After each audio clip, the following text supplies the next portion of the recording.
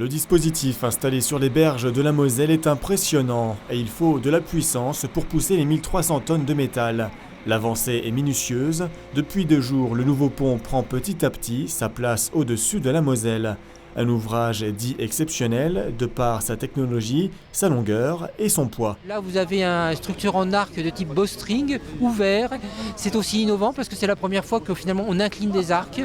C'est aussi une méthodologie constructive particulière parce qu'on a réutilisé les appuis de l'ancien pont suspendu pour, disons, administrativement répondre aux aspects environnementaux et faire des économies et gagner du temps pour la reconstruction. Ces ouvrages-là, au bas mot, doivent durer au moins 1 siècle. Donc finalement, tout est dimensionné en termes d'usure, de corrosion du métal pour des entretiens minimums. Donc c'est un investissement et ça nous dépasse. C'est certain qu'au niveau du calcul, on est parti pour quelques temps. Le métal remplace ainsi le béton vieillissant. Une opération lourde de plus de 11 millions d'euros menée par le Conseil général de la Moselle qui remplit ici sa mission de mobilité, relier les 2 rives d'un fleuve.